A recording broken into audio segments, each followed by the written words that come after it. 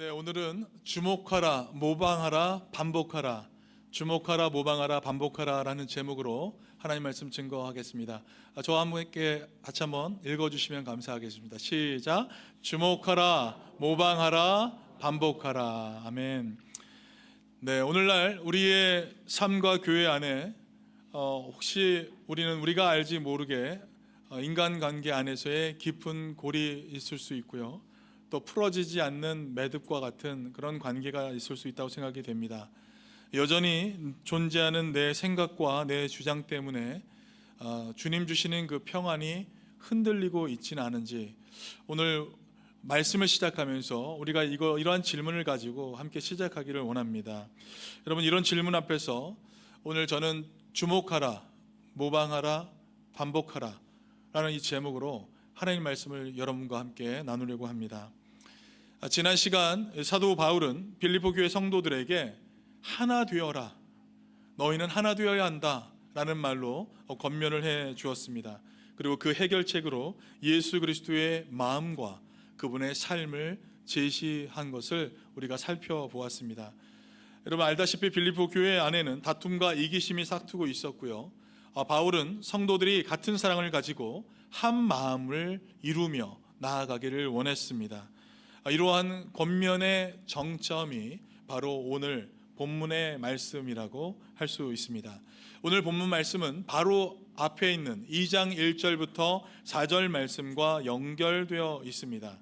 지난주에 우리가 이 1절부터 4절 말씀을 성도 연합의 근거, 특징, 그리고 방법에 대해서 나누었습니다. 그 중에서도 연합을 위해서는 겸손함이 필요하다는 말씀을 제가 드렸습니다. 바울이 빌립보 교회의 겸손을 강조한 것은 겸손이 없이는 교회가 하나 된다는 것이 불가능하기 때문이었습니다. 빌립보 교회는 훌륭한 교회였지만 두 가지 큰 문제가 있었지요. 하나는 하나 되지 못하는 문제가 있었고, 또 하나는 투기하고 또 분쟁하고 다툼하는 그런 문제가 있었던 교회였습니다. 결론적으로 바울은 빌립보 교회 안에 존재했던 이 교만과 투기와 분쟁과 다툼의 문제를 해결하고 진정한 연합을 이루기 위해서는 겸손해야 한다라는 것을 말해 준 것입니다. 여러분, 겸손함이 없으면 교회는 결코 하나 될 수 없습니다. 서로가 자신이 잘났다, 내가 더 크다라고 얘기한다면 결코 하나 될 수 없다는 것이에요. 그렇다면 여러분, 어떤 사람이 겸손한 사람입니까? 네, 하나님 없이는 살아갈 수 없다고 나 스스로가 고백하는 사람. 주님, 저는 주님 없이 살아갈 수 없습니다, 고백하는 사람이 겸손한 사람일 것입니다. 그렇다면 여러분, 교만한 사람은 누구일까요? 하나님 없이도 살 수 있다라고 생각하는 사람입니다. 나는 틀린 것이 없다, 나는 언제나 옳다라고 생각하는 사람도 교만한 사람입니다. 예를 들어서 나는 교만하지 않다라고 생각하는 사람은 교만이라는 그 주제에 대해 이야기할 때 이건 내 이야기가 아니야, 나는 교만하지 않아, 이건 어떤 집사님 이야기야 라고 생각하는 사람도 역시 교만하신 분이에요. 자신이 항상 옳다고 생각하고 남은 틀리다고 생각한다면 그 교회는 언제나 다툼과 분열이 있을 수밖에 없는 것입니다. 여러분, 막연히 좋은 그리스도인이 되어야겠다 이렇게 생각하기보다 겸손한 자세로 살아가야겠다, 그런 마음을 우리가 가져야 할 것입니다. 그렇다면 여러분, 겸손한 삶에 대한 구체적이고 현실적인 그 모습은 어디서 우리가 찾을 수 있을까요? 이 물음에 답하기 위해서 우리는 앞서 믿음의 길을 걸어간 훌륭하신 그 선배님들을 통해서 우리는 이것이 가능한지 살펴볼 수 있을 것입니다. 그들의 삶과 신앙을 통해서 좋은 그리스도인이 된다는 것이 무엇인지 구체적이고 또 현실적인 깨달음을 우리는 얻을 수 있기 때문입니다. 마치 어둠 속을 헤맬 때에 밝은 등불이 길을 비춰주듯이 그들의 발자취는 우리에게 분명한 이정표가 되는 것이죠.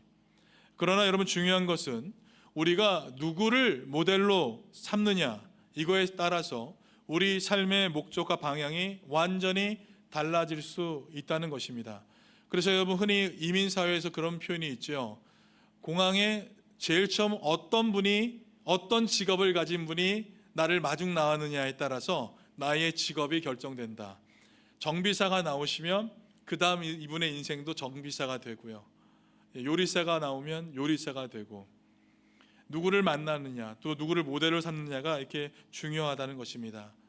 세상의 가치관을 따르는 이들을 모델로 삼는다면 우리의 신앙도 결국 세상의 기준에 갇히게 되는 것입니다.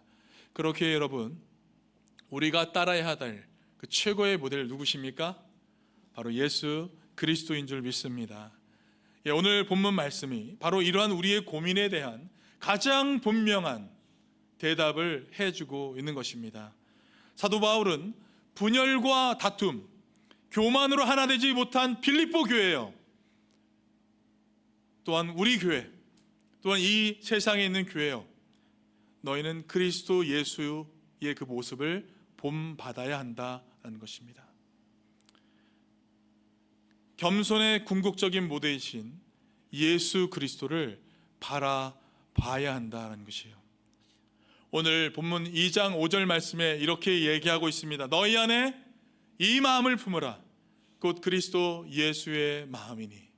우리 같이 한번 읽어볼까요? 시작. 너희 안에 이 마음을 품으라.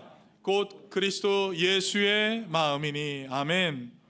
교만과 투기, 분쟁과 다툼으로 얼룩졌던 빌립보 교회 성도들에게 바울은 겸손의 모델을 가리키며 예수님처럼 서로 하나가 되어야 한다 말해주고 있는 것입니다.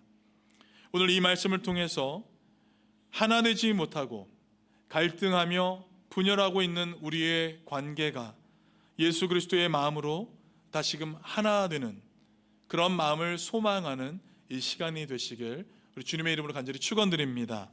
먼저 첫 번째, 주목하라라는 거예요. 그리스도 예수의 마음을 주목하라. 먼저 예수님의 마음에 주목하기를 원한다 바울은 얘기합니다. 5절 말씀 우리 같이 다시 한번 읽겠습니다. 시작. 너희 안에 이 마음을 품으라. 곧 그리스도 예수의 마음이니. 아멘. 여기서 그리스도 예수의 마음, 이것이 어떠한 마음일까요? 빌립보서 2장 5절을 설명한 한 주석가는요, 그리스도의 마음은 겸손한 마음이며 자기를 낮추는 마음이다. 겸손한 마음이며 자기를 낮추는 마음이다 라고 정의했습니다. 예수님은 하나님과 동등된 신분이셨지만 그것을 주장하지 않으시고 오히려 다른 사람들의 구원과 행복을 위해서 자신을 비워 죽기까지 내어주셨습니다. 여러분, 이것이 우리 주님의 마음인 것입니다. 하나님이 신 그 예수님께서 보여주신 한없이 낮아지는 그 마음, 그 겸손과 희생의 마음으로 예수님은 하늘 보좌를 버리시고 낮은 이 땅에 내려오신 사랑의 주 예수 그리스도이신 것입니다.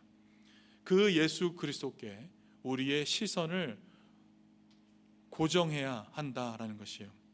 예수님의 겸손과 희생의 마음은 우리 삶의 자리에서도 사실 놀라운 방식으로 드러날 수 있습니다. 2011년 여러분, 동일본 대지진이 일어났을 때 그때의 일들을 아마 생생히 기억하실 것이라 생각합니다. 강진과 쓰나미로 도시 전체가 무너졌고요, 수많은 사람들이 실종된 가운데 있었습니다. 그때 히데아키 아카이와라는 박사가 있었는데 이 사람이 진료 중인 상태였는데 본인의 상황을 뒤로 하고서 이 소식을 듣고 곧장 집으로 달려갔습니다. 그런데 집은 이미 3m가 넘는 물에 잠겨 있었고 잔해와 오염물 속에 가득 채워져 있었습니다. 그 물속을 헤치고 가는 것은 정말로 극도로 위험한 상황이었어요. 그런데 이 아카이와 박사는 사랑하는 아내가 그 안에 있다는 그 사실 하나로 망설임 없이 그 속으로 들어갔습니다. 결국 그는 아내를 구조했고요, 며칠 후에는 어머니까지 찾아내서 생명을 구했습니다. 아카이와 박사의 행동은요, 단순한 구조가 아니라 자신의 안위보다 사랑하는 이의 생명을 먼저 생각한 자기 비움의 결정체였다고 얘기할 수 있을 것입니다. 아카이아 박사가 이렇게 얘기했어요. 물은 차갑고 무서웠지만 내 아내는 나에게 너무 소중했습니다. 여러분, 요즘같이 아내가 빨리 죽기를 원하는 마음, 남편이 빨리 죽기를 원하는 그런 마음, 제가 어떤 영상도 봤냐면 남편이 아침에 먹는 커피에 이 나쁜 것을 넣고서 계속해서 주입하는 그런 영상도 제가 봤어요. 실제로 남편이 그것을 알고서 카메라를 달고 이 여자분을 고소한 그런 사건도 제가 들었습니다. 여러분, 정말로 사랑했기 때문에 이 아카이아 박사는 그 물속을 헤치며 아내를 향해 들어갈 수 있었던 것이에요. 여러분, 이처럼 누군가를 진심으로 사랑할 때 사람은 자기를 잊고 자기 생명마저 버리며 그 안으로 들어갈 수 있게 되는 것입니다. 예수님께서 바로 그런 마음으로 하늘의 영광을 버리시고 죄악으로 무너진 이 잿더미 속에 갇힌 우리를 위해서 내려오신 줄 믿습니다. 바울은 이러한 예수님의 마음을 품으라 라고 빌립보 성도들에게 또한 우리들에게 권면해 주고 있는 것입니다.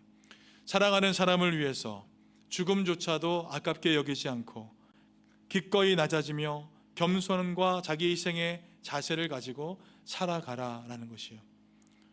여러분, 찬양의 가사처럼 주님 마음 내게 주소서, 주님 마음 내게 주소서, 이 가사처럼 이러한 예수님의 마음을 품으면서 우리도 하루하루 살아가기를 간절히 소망합니다. 이 예수님의 마음을 우리의 마음속에 품기 위해서 우리가 해야 될 일이 있습니다. 그것은 먼저 그 예수님의 마음을 주목해야 한다라는 것이에요. 바라봐야 합니다. 마치 훌륭한 스승을 옆에서 지켜보며 배우듯이 우리 신앙의 눈을 들어서 예수님께 우리는 집중해야 한다라는 것이에요.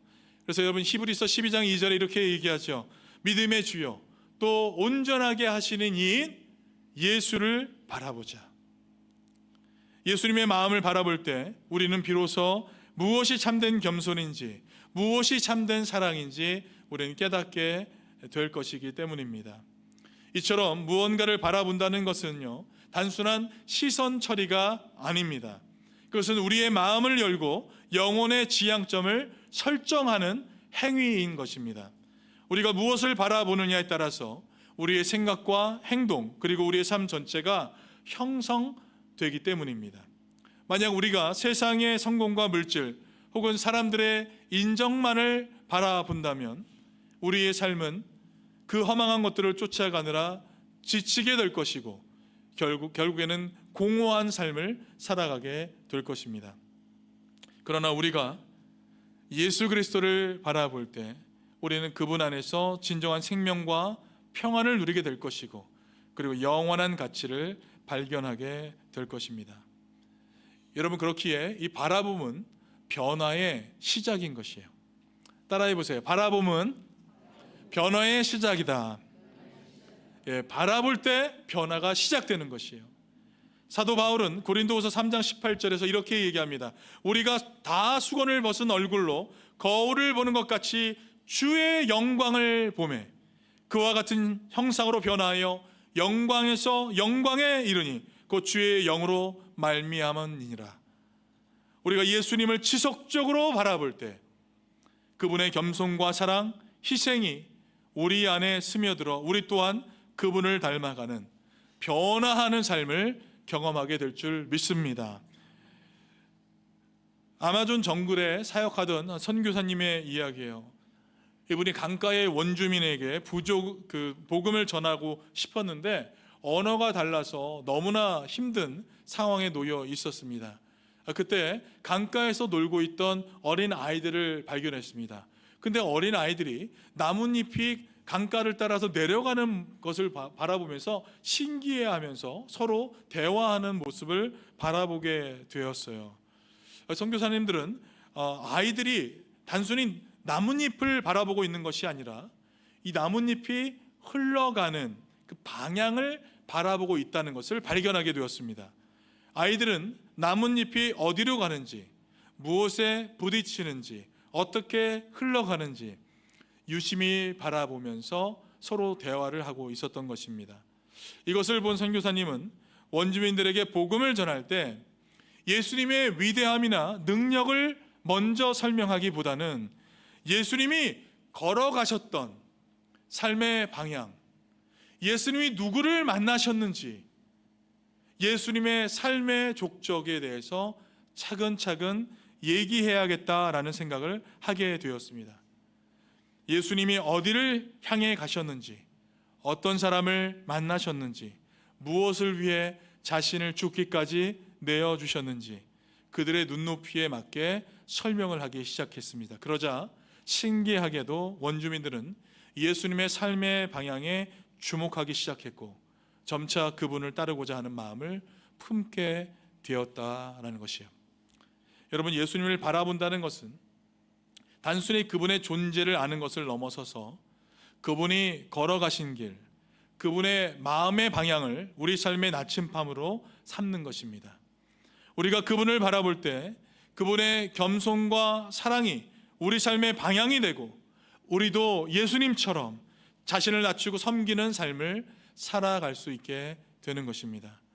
그러므로 여러분, 우리의 눈을 들어서 우리의 마음을 다해 겸손의 왕이신 예수 그리스도를 우리는 바라봐야 될 줄 믿습니다. 여러분, 우리는 바라봄을 통해서 배우게 될 것이고 닮아가고 마침내 그분의 마음을 품게 될 것입니다. 나의 욕망의 눈을 하나님께 돌리게 하옵소서. 나의 욕망의 시선을 하나님께 돌리게 하옵소서. 이러한 고백이 우리 모두에게 있기를 주님의 이름으로 간절히 축원드립니다. 두 번째는 모방하라라는 것이에요.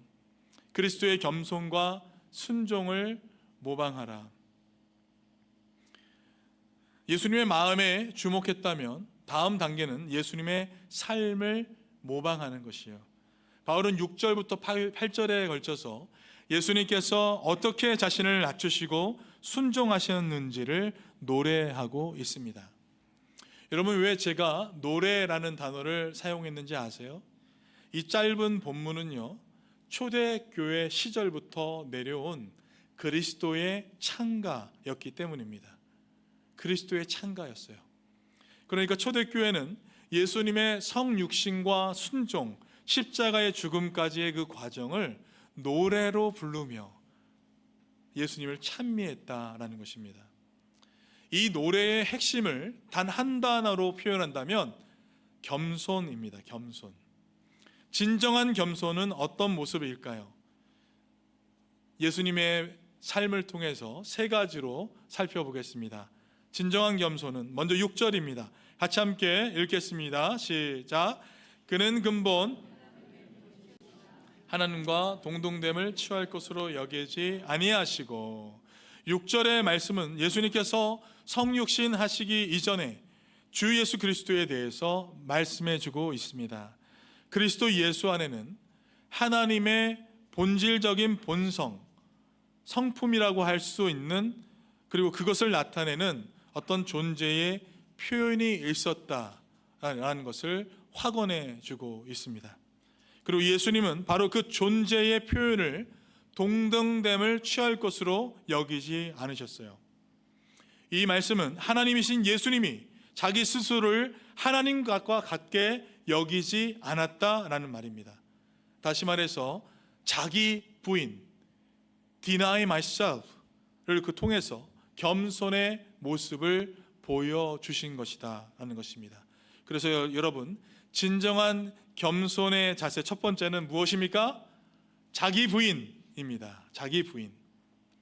마가복음 8장 38절에서 예수님께서 무리와 제자들을 불러 하시는 말씀은 누구든지 나를 따라오려거든 자기를 부인하고 자기 십자가를 지고 나를 따를 것이니라 말씀하셨습니다. 여러분, 모든 것은 어디서부터 시작입니까? 자기 부인으로부터 우리의 믿음과 신앙은 시작되는 줄 믿습니다. 자기 부인은 내 생각을 온전히 부인하는 일입니다. 내 뜻을 주장하면서 내 마음대로 사는 삶이 아니라 내 뜻은 없고 오직 누구의 뜻만 있는 것입니까? 오직 하나님의 뜻만이 있는 것이고 그 뜻이 내 삶을 이끄는 것, 이것이 성도가 취해야 할 자세이며 이것이 자기 부인의 삶인 것입니다. 자기 신분, 위치, 소유를 부인하지 않는 것이 겸손이 아니에요. 아무리 겸손한 척해도 자기 부인이 없다면 겸손이 아닌 것입니다. 여러분, 우리가 성도로서 희생하고 헌신하고 손해보고 억울한 일을 당하고 고난을 겪고 분한 일, 원통한 일을 겪어보지 않았다면 우리에게는 겸손이 없는 것이에요. 이런 걸 경험하셨어야 돼요. 왜냐하면 사랑은 희생이고 고난이며 자기를 부인하는 일이기 때문입니다. 교회 안에서 또는 가정 안에서 자기 신분이나 사회적 위치, 자기 소유를 자랑하는 것은 세상 사람들이 하는 일입니다. 그리스도의 예수의 사람들은 자기를 부인하고 나는 아무것도 아니라 믿고 하나님의 뜻만을 믿으며 나아가는 사람들이라는 것을 여러분 기억하시기 바랍니다. 그래서 오늘 하루 잠잠히 주님 앞에 나아갈 때, 주님, 나는 아무것도 아닙니다. 나를 불쌍히 여겨 주옵소서 고백하며 주님의 은혜를 구하는 이 아침이 되시길 간절히 소망합니다. 두 번째는 7절 말씀에 있습니다. 우리 같이 한번 큰 소리로 한번 읽겠습니다. 시작. 오히려 자기를 비워 자리를 가지사 사람들과 같이 되셨고. 아멘. 두 번째 겸손의 자세는 무엇입니까? 자기 비움이다. 자기 비움. 이 비우다라는 개념은요, 불가피하게 상실 혹은 적어지는 것을 의미합니다. 그래서 이전에 가지고 있던 어떤 것을 잃어버린 것이에요. 그래서 자기를 비워라고 하는 이 말은요, 컵에 가득 차 있는 물을 다 쏟아붓고 컵 안에 아무것도 없는 것처럼 내가 가진 능력과 지식을 모두 비운 것을 의미합니다. 그래서 여러분, 겸손은 내가 가지고 있는 것을 모두 비우고 있는 상태를 얘기해요. 그래서 여러분, 어떤 분과 대화할 때 어떤 주제만 나오면 아는 채 하시는 분들 많이 계시죠. 이 사람이 말할 수 없게 본인이 먼저 얘기를 꺼내요. 그러지 말고 나는 아무것도 모릅니다 라는 마음으로 서 있는 것, 그것이 겸손이다 라는 것입니다. 바로 앞 6절 상반절에서 바울은 예수님을 가리켜서 뭐라고 했습니까? 하나님의 본체시나 라고 했습니다. 그래서 7절에서는 종의 형체라고 불렀습니다.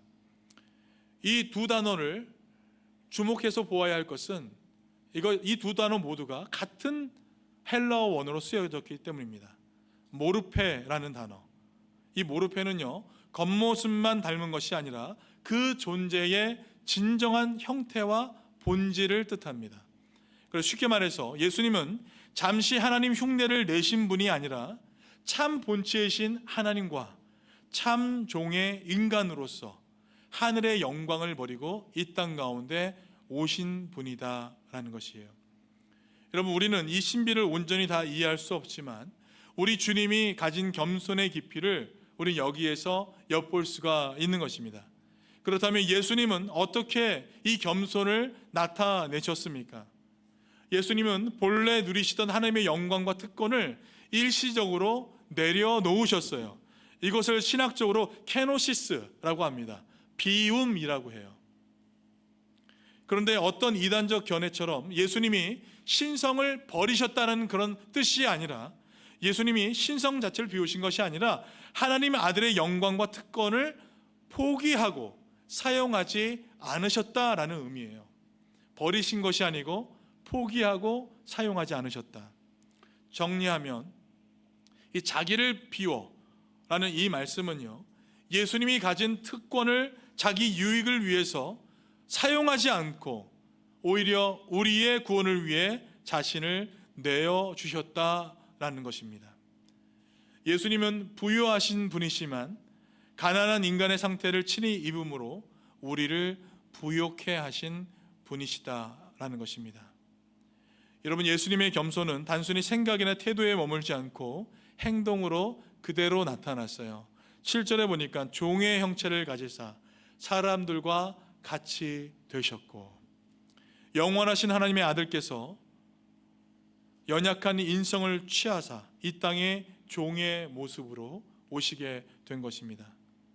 주님은 높은 보좌를 떠나 어디로 오셨어요? 말구유의 아기로 오셨고, 또 목수의 아들로 오셨고, 가난하고 낮은 자의 모습으로 우리 가운데 거하신 것입니다. 그러므로 여러분, 겸손은 우리 예수 그리스도가 그렇게 하셨던 것처럼 자신의 위치와 소유 특권을 모두 포기하고 모두 비워버리는 것입니다. 내 자존심, 내 소유, 내 명예를 다 지키면서 사랑한다면 갈등이 생기게 됩니다. 그래서 자기의 자존심을 비우지 않는 사랑은 진짜 사랑이 아닌 것이에요. 사랑한다고 하면서 내 자존심 건드렸다고 손가락질 알고 그러면 사랑하는 것이 아닙니다. 왜냐하면 자신을 희생하지 않았기 때문입니다. 예수님은 그의 영광, 통치, 다스림을 다 쏟아버리시고 오히려 자기를 비워 인간으로 오셨습니다. 여러분, 혹 가정에 불화가 있으십니까? 혹 인간관계에 문제가 있으십니까? 아무리 노력해도 가까워지지 않는 그 마음의 거리가 있으십니까? 예수님이 그렇게 하셨던 것처럼 먼저 여러분의 힘을 빼시기 바랍니다. 여러분의 마음을 비우시기 바라요. 그리고 후히 주시고 꾸짖지 아니하시는 성령님의 도움을 구하시기 바랍니다. 하나님께서 반드시 도와주실 줄 믿습니다. 겸손하게 섬기는 그 모습만이 그리스도인의 삶의 자세라는 것을 기억하는 우리가 되시길 간절히 소망합니다. 마지막으로 진정한 이 겸손은 어떤 것인가? 8절 말씀 같이 한번 읽겠습니다. 시작. 사람의 모양으로 나타나사 주시고 곧 십자가에 죽으심이라. 아멘. 여러분, 진정한 겸손이란 무엇입니까? 자기 죽음이다 라는 것이에요. 예수님께서 하늘 영광을 모두 버리고 이 땅에 오셨을 때 자기를 부인하고 자기의 모든 지위를 비우고 이 땅에서 종의 모습으로 섬기기 위해 오셨습니다. 그뿐만 아니라 사람의 모양으로 나타나 자기를 낮추시고 죽기까지 복종하셨어요. 이 예수님의 낮아지심의 절정은 십자가에서 죽으시면서 순종하신 그 사건이라고 얘기할 수 있습니다.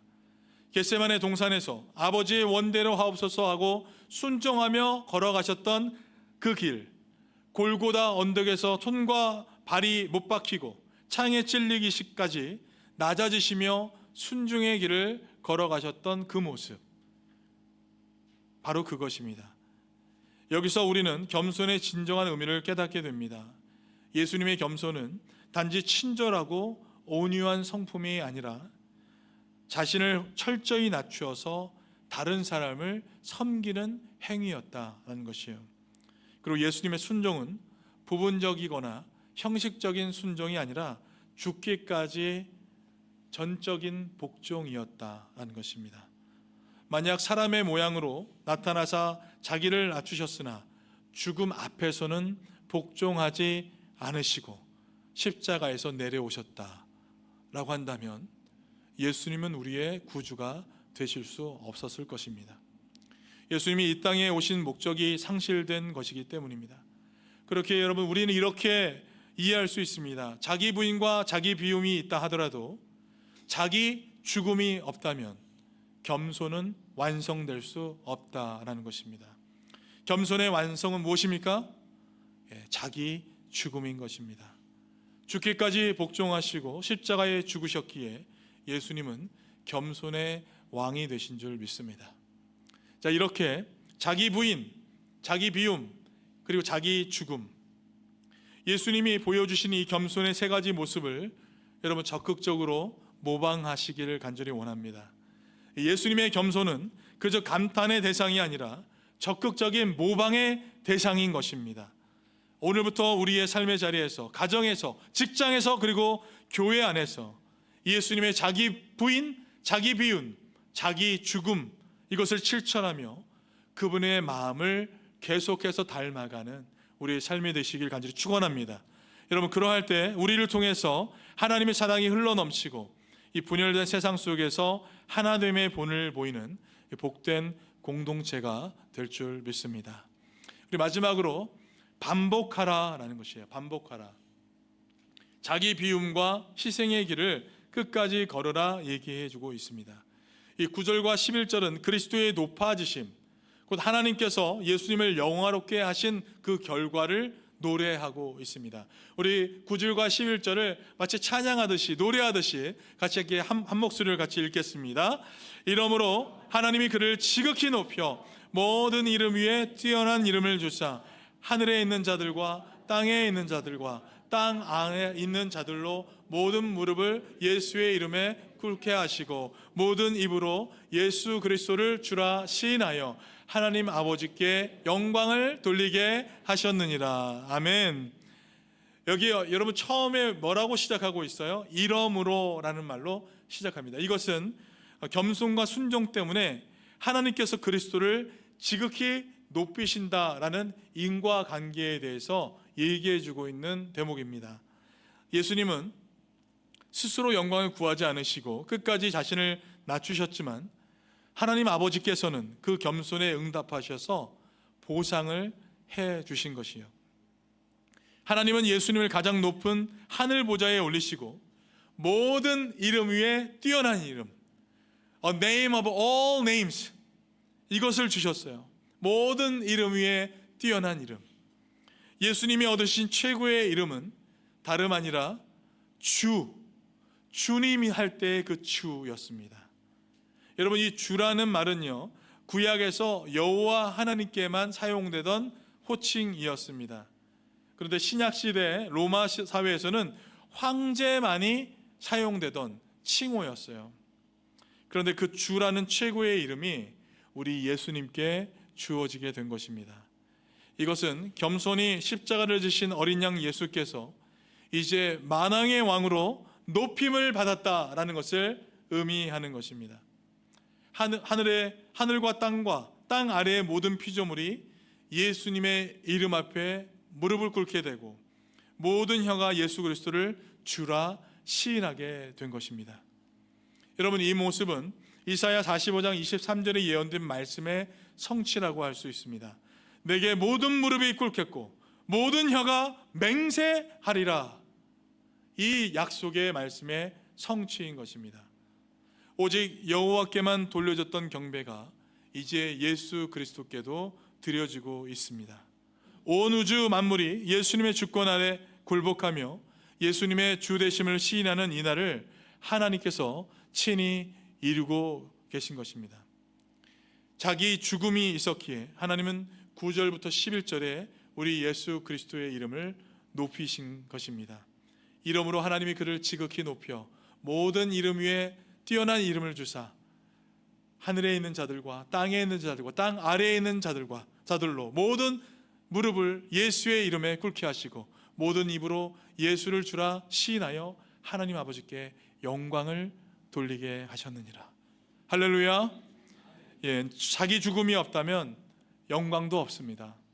십자가의 나의 정욕과 욕망을 못 받고 십자가에 죽는 삶이 없는 성도는 진정한 성도라고 얘기할 수 없는 것입니다. 그래서 여러분, 이런 말이 있죠. No cross, no crown. 한번 따라해 보시겠습니까? No cross, no crown. 십자가 없이 면류감도 없는 것입니다. 나를 힘들게 하는 시어머니가 내 십자가입니까? 아니에요. 나를 힘들게 하는 직장 상사, 친구, 남편이 내 십자가예요? 그렇지 않다는 것입니다. 십자가는 내 정욕과 욕망의 처형장인 것입니다. 예수님과 같은 십자가의 길을 걸어가면서 날마다 이 십자가 앞에 우리의 정과 욕심을 못 박는 내 처형장인 것이에요. 그러나 여러분, 놀라운 것은 예수님께서 십자가를 지신 그 궁극적인 목적이 하나님 아버지께 영광을 돌리게 하는 것이다 라는 것을 우리는 알 수 있습니다. 바울은 찬송의 마지막을 이렇게 말하고 있어요. 하나님 아버지께 영광을 돌리게 하셨느니라. 그렇게 말씀하며 이 송영을 맺습니다. 예수님은 비록 하나님과 동등한 영광을 가지신 분이시지만 철저히 자신을 낮추어 하나님의 뜻에 순종하셨고 하나님은 그런 예수님을 높여주셨습니다. 그러나 예수님이 높아지심마저도 하나님 아버지의 영광을 위한 것임을 우리는 말씀을 통해서 알 수 있습니다. 삼위일체의 하나님, 그 하나님 내에서 영광이 서로 주고받듯 예수님의 영광은 곧 하나님 아버지의 영광으로 귀결된 것입니다. 바울은 이를 통해서 빌립보 성도들에게 또한 우리들에게 이렇게 말하고 있습니다. 너희도 너희 자신의 영광을 추구하지 말고 오직 하나님께 영광이 되는 삶을 살아야 한다. 할렐루야, 아멘. 우리 교회 공동체에서 모든 지체가 자기 높아짐이 아니라 하나님께만 영광 돌리기를 목표로 삼는다면, 우리의 모든 초점이 하나님의 영광이 된다면 비로소 분열은 치유되고 우리는 하나를 이루게 될 줄 믿습니다. 하나님께 영광을 돌리는 삶은 무엇입니까? 겸손과 희생의 삶을 반복하며 살아내는 삶입니다. 오늘 하루 겸손하고 내일 교만해지는 것이 아니라 날마다 나는 죽습니다 라는 고백으로 반복하며 살아가는 삶, 이것이 하나님께 영광을 돌리는 삶인 줄 믿습니다. 일본에서 우리는 우리의 삶을 통해 어떻게 그리스도께 영광을 돌릴 수 있는가 라는 그 주제로 기독교 집회가 열렸습니다. 그 집회에서 한 소녀가 이러한 발표를 했습니다. 어느 봄날 나의 어머니는 작고 보기 흉한 검은 꽃씨를 몇 개 가져와 심었습니다. 시간이 지나 그 꽃씨는 아름다운 꽃으로 피어났고 이를 본 이웃이 얘기했습니다. 이 꽃이 너무 아름다워요. 저도 이 꽃씨를 좀 나눠주실 수 있나요? 만일 그 사람이 그 씨앗만 보았다면 그 사람은 절대 그 씨앗을 달라고 하지 않았을 것입니다. 기독교도 이와 같다고 생각합니다. 사람들이 복음의 씨앗만 보고 이해하지 못하고 관심을 두지 않을 수 있습니다. 그러나 그 씨앗이 삶에서 꽃으로 피어지는 모습을 볼 때 당신의 삶이 너무나 멋지군요 라고 다가오게 될 것입니다. 그래서 저는 말보다는 삶 전체로 그리스도를 전하고 싶습니다. 여러분, 이 짧은 고백은 복음 전도의 본질을 아주 잘 보여주고 있는 것입니다. 말로만 복음을 전하는 삶이 아니라 겸손과 희생을 반복하며 살아내는 것이 진짜 전도하는 삶인 것입니다.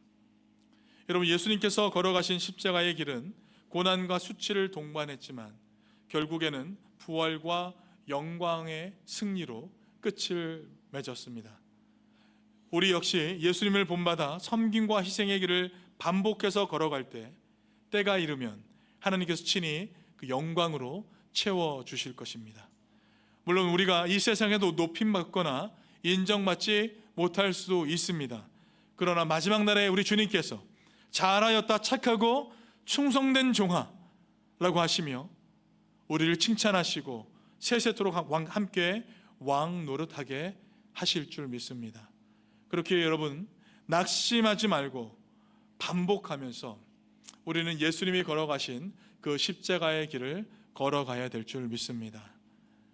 갈라디아서 6장 9절 말씀처럼 선을 행하되 낙심하지 말지니 포기하지 아니하면 때가 이름에 거두리라.